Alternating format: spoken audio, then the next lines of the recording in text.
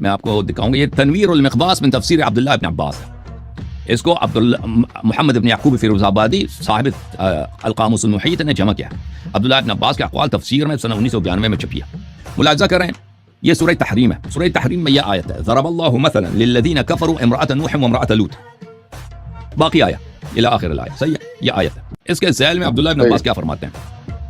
خوف عائشہ وحفصہ لإیذائہم النبی صلی اللہ علیہ وآلہ وسلم.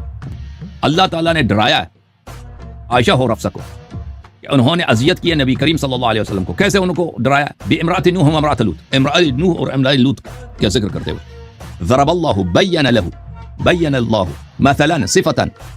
مثل کا مطلب صفت نہیں ہوتا, مثل کا مطلب ہوتا ہے شبیہ. اللہ تعالی للذین کفروا بالمرأتین الکافرتین. کافروں کے لیے اللہ تعالیٰ نے دو کافر عورتوں کی مثال دی ہے. یہ اس میں بھی عبداللہ بن عباس کا واضح قول ہے کہ اس کا خطاب عائشہ سے ہے.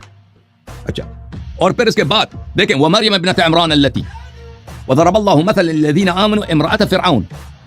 یہ بات عورتوں کی ہو رہی ہے, اور اللہ تعالیٰ نے مومنوں کے لیے جو مثال دی ہے فرعون کی بیوی کی. اذ قالت رب ابن لی عندک بیتا فی الجنہ ونجنی من فرعون وعملہ ونجنی من القوم الظالمین.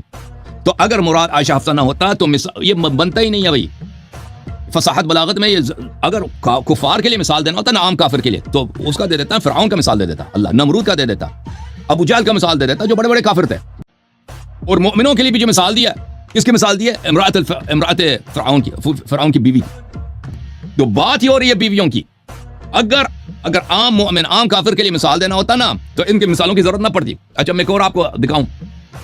یہ یحییٰ بن زیاد فرا ہے. فرا آپ کو پتہ ہے, آپ مدرسے میں پڑھاتے ہیں, بہت بڑا ادیب ہے, مفسر بھی ہے. معانی القرآن اس کی کتاب ہے, سنہ 207 میں اس کی وفات ہے, بخاری سے بہت پہلے, جزء ثالث. اس میں مثلا ضرب اللہ مثلا للذین کفروا, یہ ہمارا عالم نہیں آپ کا ہے. هذا مثل اريد به عائشہ وحفصہ فضرب لهم المثل. اس مثل سے مراد کون؟ عائشہ. ٹھیک ہے, لیکن یہ تو تمہاری بات تو ایک حد تک ٹھیک ہے, لیکن ہم جو سے فکر کرتے ہیں نا کہ کافر کے لیے مثال بیان کیا گیا ہے.